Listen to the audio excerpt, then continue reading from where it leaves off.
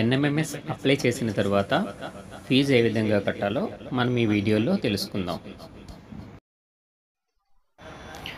bcpapgovernment.in click చేద్దాం. క్రింది వరకు స్క్రోల్ చేసుకుని వెళ్ళినట్లయితే ఎన్ఎంఎంఎస్ అని మనకు కనిపిస్తుంది. అక్కడ మనం క్లిక్ చేయాలి. ఇప్పుడు ఎన్ఎంఎంఎస్ 2025 ఆన్లైన్ అప్లికేషన్ క్లిక్ చేయాలి. ఎన్ఎంఎంఎస్ సైట్ ఓపెన్ అవుతుంది. మన యూజర్ ఐడి పాస్వర్డ్ మన స్కూల్ డైస్ కోడ్గా తీసుకొని మనం ఓపెన్ చేసుకోవాలి.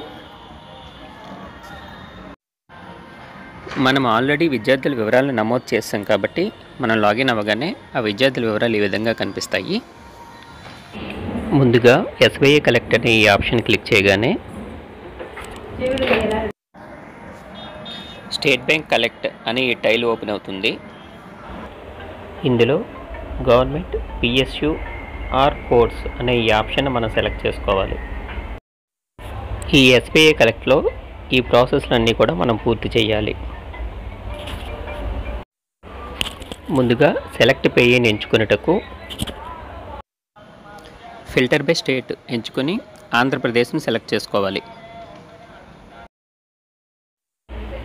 సెలెక్ట్ పేయీ కేటగిరీలో డైరెక్టర్ అని మనం సెర్చ్ చేయాలి. అప్పుడు డైరెక్టర్ ఆఫ్ గవర్నమెంట్ ఎగ్జామ్స్ అని వస్తుంది. దీన్ని మనం సెలెక్ట్ చేసుకోవాలి. ఇందులో ఎంటర్ పేమెంట్ డీటెయిల్స్ అని ఉంటుంది. అందులో UDISE code, HM mobile number, district, name of the school, HM name, exam fees, remarks. కొంచెం స్క్రోల్ డౌన్ చేయగానే ఎంటర్ యువర్ డీటెయిల్స్ అని అడుగుతుంది. మన మొబైల్ నెంబర్, మన మెయిల్ అడ్రస్ను ఇచ్చిన తర్వాత అక్కడ ఇచ్చిన క్యాప్చా కోడ్ను క్లిక్ చేసి నెక్స్ట్ బటన్ ప్రెస్ చేయాలి.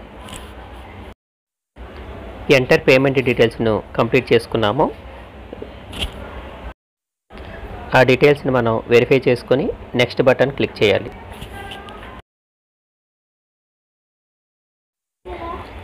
ఇప్పుడు మనం పేమెంట్ని కంప్లీట్ చేయాలి.